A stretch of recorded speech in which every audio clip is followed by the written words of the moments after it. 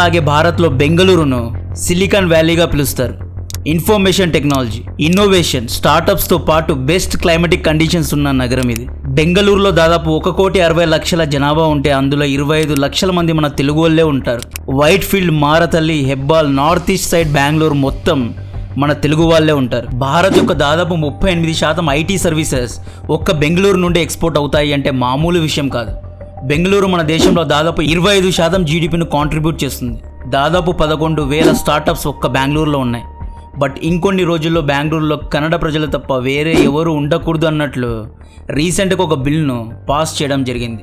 Last సోమవారం రోజు కర్ణాటక రాష్ట్ర క్యాబినెట్ కాంట్రవర్షియల్ రిజర్వేషన్ బిల్ను పాస్ చేసింది. ఈ బిల్ గురించి వింటే నిజంగా నవ్వాలో ఏడవాలో అర్థం కాదు. భారత్లో మన రాజ్యాంగం అనేది ఒక జోక్ లాగా మారిపోయింది. రాజ్యాంగ విరుద్ధంగా బిల్స్ పాస్ చేయడం కామన్ అయిపోయింది. బెంగళూరులో తెలుగోళ్ళ ఉద్యోగాలు లాక్కోవాలని ఐటీ కంపెనీస్లో తెలుగు తమిళుల మేనేజర్ల పొట్ట మీద కొట్టాలనే ఉద్దేశంతోనే ఈ బిల్ను తయారు చేసినట్లు స్పష్టంగా కనిపిస్తోంది. ఈ బిల్ కర్ణాటక ప్రజలకు, కర్ణాటక ఆర్థిక వ్యవస్థకు మంచిది కాదు. కొంతమంది కర్ణాటక ప్రజలు ఈ బిల్కు సపోర్ట్ చేస్తున్నారు. బెంగళూరులో ఉన్న కార్పొరేట్ కంపెనీస్ ఈ బిల్ను వ్యతిరేకిస్తున్నాయి. ఈ మధ్యలో ఆంధ్రప్రదేశ్ మినిస్టర్ నారా లోకేష్ గారు ట్వీట్ పెట్టి బెంగళూరులో ఉన్న కంపెనీస్ను వైజాగ్లో షిఫ్ట్ అవ్వాలి అని ఆహ్వానించారు. చాలా పెద్ద కాంట్రవర్సీ ఇప్పుడు జరుగుతోందండి. ప్రైవేట్ జాబ్స్లో రిజర్వేషన్స్ అనేవి వచ్చేస్తే బెంగళూరులో ఉన్న ఐటీ కంపెనీస్ అన్ని వేరే నగరాలకు వెళ్ళడం ఖాయం. ఈ బిల్లో ఏముంది అంటే కర్ణాటకలో ఉన్న ప్రైవేట్ కంపెనీస్ యొక్క మేనేజ్మెంట్ ఉద్యోగాల్లో 50% రిజర్వేషన్ను లోకల్ ప్రజలకు ఇవ్వాలి, అంటే కన్నడిగాస్కు ఇవ్వాలి అనే చట్టాన్ని తీసుకొచ్చారు. అంటే ఉదాహరణకు మేనేజ్మెంట్ కేటగిరీలో బెంగళూరులో ఉన్న ఇన్ఫోసిస్ ఐటీ కంపెనీ ద్వారా 100 జాబులు విడుదలైతే ఆ 100 జాబుల్లో 50 ఉద్యోగాలు కంపల్సరీగా కన్నడ మాట్లాడే వాళ్ళకే ఇవ్వాలి. అలా ఇవ్వకపోతే ఫైన్ కట్టాలి. ఫైన్ అనేది 10 నుండి 25,000 వరకు ఉంటుంది. ఫైన్ అనేది ఒక జాబుకు రోజుకు 100 రూపాయల చొప్పున ఉంటుంది అన్నమాట. ఇక్కడ ప్లాట్ ట్విస్ట్ ఏంటి అంటే ఆ కన్నడ లోకల్కు కన్నడ రాయడం, చదవడం రావాలి, అప్పుడే జాబ్ ఇస్తారు. ఒకవేళ ఆ Kannada local third language Kannada లేదు అనుకోండి, కన్నడ ఎగ్జామ్ రాసి పాస్ అయితేనే జాబ్ ఇస్తారు. ఐటీ జాబ్స్లో చూడాల్సింది స్కిల్స్. పైథాన్ వస్తుందా, క్లౌడ్ కంప్యూటింగ్ వస్తుందా లేదా, కోడింగ్ వస్తుందా లేదా, ఫారెన్ క్లయింట్స్తో మాట్లాడగలిగే మేనేజ్మెంట్ స్కిల్స్ ఉన్నాయా లేదా, బిజినెస్ నాలెడ్జ్ ఉందా లేదా అనేది చూడాలి. మార్కెట్ ట్రెండ్స్ను పట్టుకోగలిగే స్కిల్స్ ఉన్నాయా లేదా అనేది చూడాలి. అంతేకాని కన్నడ భాష రాయడం వస్తుందా, మాట్లాడడం వస్తుందా, చదవడం వస్తుందా, ఇంటర్మీడియట్లో కన్నడ థర్డ్ లాంగ్వేజ్ లాగా ఉందా లేదా అనేది ఎవడైనా చూస్తారా? ఈ బిల్స్ అన్నీ ఎందుకు? డైరెక్ట్గా బెంగళూరులో ఉన్న హిందీ, తెలుగు, తమిళ ఉద్యోగులందరూ మా రాష్ట్రాన్ని వదిలి వేరే వేరే రాష్ట్రాలకు వెళ్ళిపోండి అని అల్టిమేటంను జారీ చేయండి. దీనికి మళ్ళీ state employment of local industries factories establishment act bill 2024 అని ఇంత పెద్ద పేరెందుకు పెట్టారు? క్యాబినెట్లో రోజంతా కూర్చొని మీటింగులు చేసి రిజర్వేషన్ బిల్ను పాస్ చేయడం ఎందుకు? టైం వేస్ట్ కదా. నెక్స్ట్ ఈ బిల్లో బిలో మేనేజ్మెంట్ కేటగిరీ జాబ్స్లో 75% ఉద్యోగాలు కన్నడిగాస్కే ఇవ్వాలి అనే రూల్ను పెట్టారు. బిలో మేనేజ్మెంట్ జాబ్స్ అంటే engineer job, software engineer job, mechanical engineer job, trainee doctor, ఇలాంటి బిలో మేనేజ్మెంట్ జాబ్స్లో కూడా 75% కన్నడ లోకల్స్కే జాబ్స్ ఇవ్వాలి. సాఫ్ట్వేర్ ఇంజనీర్ కోసం 100 జాబ్స్ రిలీజ్ అయితే అందులో స్ట్రైట్ అవే 75 జాబ్స్ కన్నడిగాస్కే ఇచ్చేస్తారు. మిగతా 25 జాబులు మాత్రమే వేరే భాష మాట్లాడే వారికి వస్తుంది. నెక్స్ట్ ఈ బిల్లోని ఆఖరి రూల్ వింటే నిజంగా మెంటల్ ఎక్కుతుంది. C&D కేటగిరీ జాబ్స్లో 100% అంటే 100% రిజర్వేషన్ కన్నడిగాస్కే ఇచ్చేశారు. C&D కేటగిరీ అంటే technician, labours, blue collar workers, factory workers, assistant nurse, helper, ఇలాంటి చిన్న చిన్న జాబ్స్ అన్నీ కన్నడ భాష రాయడానికి, మాట్లాడడానికి వచ్చే వారికి మాత్రమే ఇస్తారు అన్నమాట. 100% ఈ జాబ్స్లో వేరే వాళ్ళకు అవకాశమే లేదు. రిజర్వేషన్ అనేది భాష మీద ఎప్పుడూ ఉండకూడదు. కర్ణాటకలో ఉన్న బడుగు బలహీన వర్గాలకు కొంత పర్సంటేజ్ రిజర్వేషన్ ఇస్తున్నాము అన్న అర్థమవుతుంది. ఏదో వెనకబడిన వారిని ముందుకు తీసుకొస్తున్నారులే అనుకోవచ్చు. కానీ కన్నడ థర్డ్ లాంగ్వేజ్లో ఉన్నవారికే జాబ్స్ ఇవ్వండి, కన్నడ మాట్లాడేవారికే, కన్నడ రాసేవారికే జాబ్స్ ఇవ్వడం అనేది రాజ్యాంగానికి విరుద్ధం. మన నేషనల్ యాంథంలో ఏముంది? పంజాబ్, సింధ్, గుజరాత్, మరాఠా, ద్రావిడ, ఉత్కల, బంగా అని ఉంది. ఇక్కడ ద్రావిడ అంటే మన సదరన్ స్టేట్స్, ఉత్కల అంటే ఒరిస్సా, బంగా అంటే బెంగాల్, పంజాబ్, సింధ్, గుజరాత్, మరాఠా అన్ని రాష్ట్రాల్లో ఒక్కటే. లాంగ్వేజ్ ఇండిపెండెంట్గా మనమందరం ఒక్కటే అని అర్థం వస్తుంది. మేము వేరు మీరు వేరు అనడానికి లేదు. ప్రభుత్వ ఉద్యోగాల్లో లోకల్స్కు మాత్రమే ఉద్యోగాలు ఇవ్వడంలో అర్థం ఉంది. ఎందుకంటే ప్రభుత్వ ఉద్యోగాలు చేసేవారు చిన్న చిన్న గ్రామాలకు వెళ్ళి పని చేయాలి. లోకల్ భాష వస్తే ప్రజలను ఈజీగా అర్థం చేసుకోగలరు, కమ్యూనికేట్ కాగలరు. కాబట్టి గవర్నమెంట్ జాబ్లో ఇటువంటి రిజర్వేషన్స్ ఉన్నా అర్థమవుతుంది. బట్ ప్రైవేట్ జాబ్స్లో మీకెందుకు రిజర్వేషన్? నేను ఎంఈపీ కన్స్ట్రక్షన్ కంపెనీలో చాలా ఏళ్ళు పనిచేశాను. బెంగళూరులో కూడా చాలా ఏళ్ళు పనిచేసిన అనుభవం నాకుంది. అనుభవంతో చెబుతున్నాను, ఈ బిల్ కనుక ఒకవేళ అమలైతే బెంగళూరులో రియల్ ఎస్టేట్ అనేది పడిపోతుంది. ఉదాహరణకు నాకు ఏసీ డక్టింగ్ ఇన్స్టాల్ చేయడానికి వర్కర్స్ కావాలి. నా బాస్ నాకు ఒక బడ్జెట్ ఇచ్చాడు అనుకోండి, ఇంతలోనే నేను వర్క్ను కంప్లీట్ చేయాలి. నాకు ఏసీ డక్టింగ్ చేసేవారు బీహార్, ఉత్తరప్రదేశ్ నుండే దొరుకుతారు. అండ్ వీళ్ళు తక్కువ డబ్బుతో మంచి క్వాలిటీ వర్క్ చేసి ఫాస్ట్గా పనిని ముగించి వెళ్ళిపోతారు. ఇప్పుడు కొత్తగా రిజర్వేషన్ బిల్ వచ్చింది. 100% నేను కన్నడిగాస్నే హైర్ చేయాలి, ఎందుకంటే సిఎండి కేటగిరీలో 100% రిజర్వేషన్ చేసి పడేశారు. కాబట్టి first of all AC ducting work చేయడానికి ఏ ఒక్క కన్నడిగా ముందుకు రాడు, ఎందుకంటే ఇది ఒక blue colour job. Point number 1. ఒకవేళ కొంతమంది వచ్చినా వాళ్ళు ఎక్కువ డబ్బు ఛార్జ్ చేస్తారు, బడ్జెట్ దాటిపోతుంది. Point number 2. Kannadigas night work చేయరు, ఫాస్ట్గా వర్క్ కంప్లీట్ కాదు, ప్రాజెక్ట్ అనేది డిలే అవుతుంది. Point number 3. లోకల్ కన్నడిగాస్ క్వాలిటీగా పని చేస్తారు, బట్ వీళ్ళను వెతకడం చాలా కష్టం.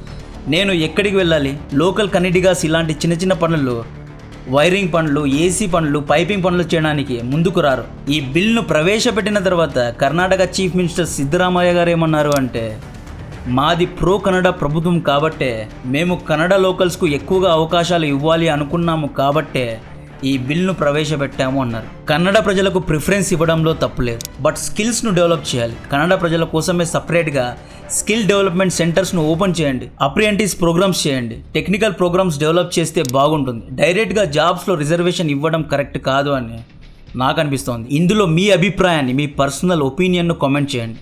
ఈ బిల్లో భాగంగా ఒకవేళ జాబ్ అప్లై చేసిన కన్నడ వ్యక్తి ఎడ్యుకేషన్లో సెకండ్ లాంగ్వేజ్ లేదా థర్డ్ లాంగ్వేజ్ కన్నడ లేదు అనుకోండి, ఇతనికి కన్నడ మాట్లాడడానికి వచ్చు కానీ రాయడం రాదు అనుకోండి, అటువంటి పరిస్థితుల్లో కన్నడ రాయడం నేర్చుకొని నోడల్ ఏజెన్సీస్ ద్వారా నిర్వహించే పరీక్షలో పాస్ అయితేనే జాబ్ ఇస్తారు అన్నమాట.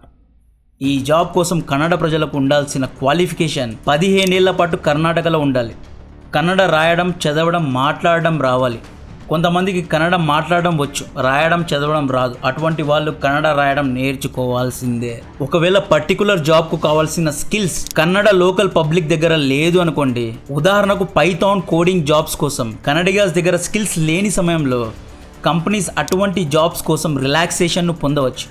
బట్ 3 ఏళ్ళు ఈ కంపెనీస్ గవర్నమెంట్ బాడీస్తో కలిసి కొలాబరేట్ అయి పనిచేసి పైథాన్ స్కిల్స్ను లోకల్ కన్నడిగాస్కు నేర్పించాల్సిందే.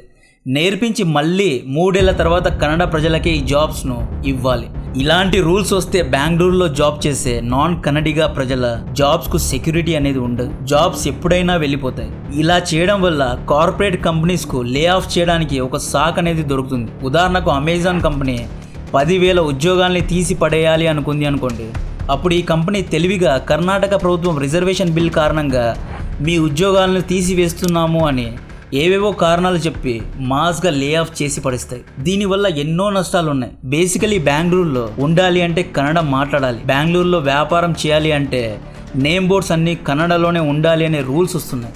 ఇక్కడ క్యాబ్ డ్రైవర్స్ చూడండి ఎంత రూడ్గా, బెంగళూరుకు బందరే కన్నడ మాట్లాడలేబేకు, కన్నడలోనే మాట్లాడండి, ఇంగ్లీష్, హిందీ, తెలుగు మాకు రాదు, ఈ భాషలన్నీ మాట్లాడద్దు అంటున్నారు. భాష మీద ప్రేమ ఉండడం మంచిదే, కానీ అతి ప్రేమ రోగానికి దారితీస్తుంది. ఒకవేళ ఈ రిజర్వేషన్ బిల్ ఫుల్గా అమలైతే బెంగళూరులో ఉన్న ప్రైవేట్ కంపెనీస్ అన్నీ హైదరాబాద్ లేదా వైజాగ్కు రావడం ఖాయం, లేదా చెన్నైకి వెళ్తాయి. బెంగళూరు పతనం అవ్వడం ఖాయం. రియల్ ఎస్టేట్ కూడా పడిపోతుంది. నమ్మ బెంగళూరు అంటారు, అంటే బెంగళూరు మనది అన్నారు, ఇప్పుడు మా బెంగళూరు అంటున్నారు. ప్రైవేట్ ఉద్యోగాల్లో 100% రిజర్వేషన్ ఉంటే నార్త్ ఇండియన్స్ వేరే రాష్ట్రానికి వెళ్ళిపోతారు. దీంతో ఇంటి అద్దె యొక్క ధరలు తగ్గుతాయి. అద్దె ధరలు తగ్గితే డైరెక్ట్గా భూమి ధరలు తగ్గిపోతాయి. ఇక్కడ అక్షత్ శ్రీవాస్తవ్ ట్వీట్ చూడండి, get ready for real estate down fall in Bengaluru అని ట్వీట్ పెట్టారు. ఈ బిల్ వల్ల మీరు కన్నడ యువత యొక్క భవిష్యత్తును కూడా నాశనం చేస్తున్నారు. యువతను సోమరిపోతుల్ని చేస్తున్నారు. Already free electricity, free bus, free అని పెద్దలను సోమరిపోతుల్లా మార్చేశారు. ఎలాగో మాకు 75% రిజర్వేషన్ ఉంది అని స్టూడెంట్స్ చదువుకోరండి, సోమరిపోతులు అవుతారు. స్కిల్స్ను అప్డేట్ చేసుకోరు. రిజర్వేషన్స్ అనేది స్కిల్స్లో ఉండాలి, లాంగ్వేజ్ సెన్సెస్ కాదు, స్కిల్ సెన్సెస్ తీసుకురావాలి. రీసెంట్గా ఇలాన్ మస్క్ పెట్టిన ఈ ట్వీట్ చూడండి, అమెరికాలో ఉన్న మన భారతీయులు అంటే మన తెలుగోళ్ళు, మన ఇండియన్స్ అమెరికన్స్ కంటే ఎక్కువగా సంపాదిస్తున్నారు. అమెరికాలో భారతీయులకు హయ్యెస్ట్ హౌస్ హోల్డ్ ఇన్కమ్ ఉంది. దీనికి ఇలాన్ మస్క్ ఏమని కామెంట్ పెట్టారు అంటే America is an land of opportunity అని పెట్టారు. రేపు అమెరికా వచ్చి అమెరికన్స్కు మాత్రమే 100% రిజర్వేషన్ ఇస్తాము అంటే ఎలా ఉంటుంది? ఆపర్చునిటీను ఇవ్వడానికి ఆపర్చునిటీను లాక్కోవడానికి మధ్య చాలా డిఫరెన్స్ ఉంది. రేపు ఇదే పని తమిళనాడు, మహారాష్ట్ర చేస్తే లేదా తెలంగాణ చేస్తే పేద రాష్ట్రాల్లో ఉన్న ప్రజలు ఎక్కడికి వెళ్తారు? మణిపూర్, అస్సాం, అరుణాచల్ ప్రదేశ్ గురించి ఎంతో జాలి చూపిస్తున్నారు. మణిపూర్ నుండి బెంగళూరుకు ఉద్యోగం చేయడానికి వచ్చిన లేబర్ కడుపు మీద కొడుతున్నారా లేదా? రేపు దుబాయ్, ఒమాన్, బెహ్రీన్, కువైట్ వంటి గల్ఫ్ దేశాలు కేవలం ముస్లిమ్స్కు మాత్రమే ఉద్యోగాలు ఇస్తాము, కేవలం అరబ్బీ రాయడం వచ్చిన వాళ్ళకే ఉద్యోగాలు ఇస్తాము అనే రూల్ పెడితే ఎలా ఉంటుంది? ఇది క్లియర్గా రాజ్యాంగాన్ని ధిక్కరించే రూల్. భారత్లో మీడియా ఎలా అయిపోయింది అంటే అయితే ప్రభుత్వాన్ని సపోర్ట్ చేస్తూ మాట్లాడడం లేదా ప్రభుత్వాన్ని తిడుతూ మాట్లాడడం. ఇష్యూ గురించి ఎవరూ మాట్లాడరు. నీట్ గురించి మాట్లాడినప్పుడు పంజాబ్ పట్నం గురించి, పంజాబ్ డ్రగ్ ఇష్యూ గురించి కూడా మాట్లాడండి. జియో ఆధిపత్యాన్ని ఎండగట్టినప్పుడు కర్ణాటక రిజర్వేషన్ బిల్ గురించి కూడా వేలెత్తి చూపించండి. అన్ని ఇష్యూస్ గురించి మాట్లాడితేనే ప్రజల్లో అవగాహన వస్తుంది. ఈ బిల్ను ఆబ్వియస్గా చాలామంది కన్నడ ప్రజలు హర్షిస్తున్నారు. దీన్ని గేమ్ చేంజర్ అంటున్నారు. సిద్ధరామయ్య ప్రభుత్వాన్ని అప్రిషియేట్ కూడా చేస్తున్నారు.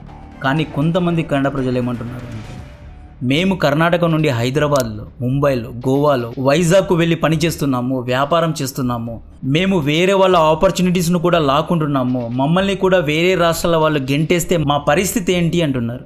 ఈ బిల్కు వ్యతిరేకంగా బెంగళూరులో ఉన్న కార్పొరేట్ కంపెనీస్ విరుచుకుపడ్డాయి. ఎలక్ట్రానిక్ సిటీలో ఉన్న famous Biocon company chairman Kiran Mazumdar Shaw ఏమన్నారు అంటే this must not affect our leading technological presence in Bengaluru అన్నారు. దీనికి అర్థం ఇలాంటి రిజర్వేషన్ బిల్ కారణంగా కంపెనీస్ వేరే రాష్ట్రాలకు వెళ్తాయి అన్నారు. Manipal global education services chairman అయిన మోహన్ దాస్ పై ఏమన్నారు అంటే ఈ బిల్ను చెత్తబుట్టలో పడేయండి అన్నారు. దీన్ని discriminatory, fascist and racist bill లాగా పరిగణించారు. National association of software and service company Nasscom group కూడా చాలా ఘాటుగా స్పందించింది.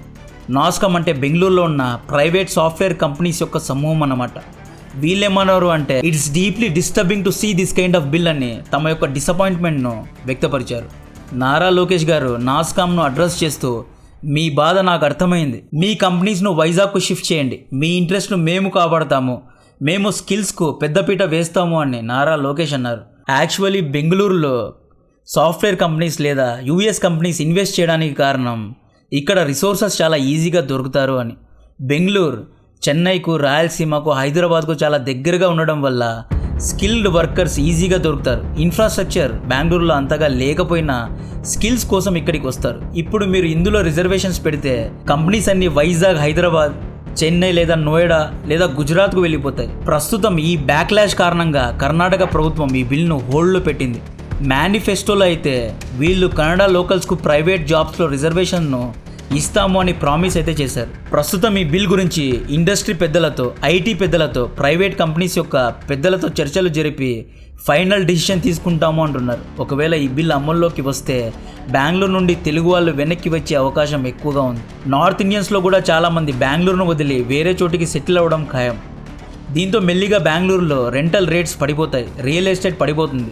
జనాల్లో పర్చేసింగ్ పవర్ తగ్గిపోతే పబ్స్, షాపింగ్ మాల్ బిజినెస్లు కూడా తగ్గిపోయే అవకాశం ఉంది. బెంగళూరులో ఉన్న స్టార్టప్ కంపెనీస్కు మీరు వెళ్ళి 75% కంపల్సరీగా కన్నడిగాస్నే తీసుకోవాలి అనే రూల్ పెడితే వాళ్ళు ఎక్కడికి వెళ్తారు? వాళ్ళు ఏదో చిన్న ఇన్వెస్ట్మెంట్తో కంపెనీ స్టార్ట్ చేసి ఉంటారు, ఏదో 1 BHK హౌస్లో కంపెనీ పెట్టి ఉంటారు, ఎక్కడెక్కడో చీప్ లేబర్స్ని తీసుకొచ్చి ఉంటారు. అటువంటి వారికి ఇటువంటి రూల్స్ వర్తించవు. డెఫినెట్గా స్టార్టప్ కంపెనీస్ కూడా బెంగళూరును వదిలి వేరే వేరే రాష్ట్రాలకు వెళ్ళిపోతాయి. ఈ ప్రైవేట్ జాబ్ రిజర్వేషన్ బిల్ అనే కాన్సెప్ట్ అనేది 2019లో ఆంధ్రప్రదేశ్లో తీసుకొచ్చారు. హైకోర్టు ఈ బిల్ను కొట్టిపడేసింది. ఇది రాజ్యాంగానికి విరుద్ధమని చెప్పింది. హర్యానాలో కూడా దీన్ని తీసుకొచ్చారు. జార్ఖండ్లో గవర్నమెంట్ జాబ్స్ కోసం ఇలాంటి బిల్ను తీసుకొచ్చారు. సో ఈ బిల్ గురించి మీ అభిప్రాయాన్ని కమెంట్ చేయండి. కాంటెంట్ నచ్చితే వీడియోను లైక్ చేయండి, ఛానల్ను సబ్స్క్రైబ్ చేసి అందరికీ షేర్ చేయండి. జై హింద్.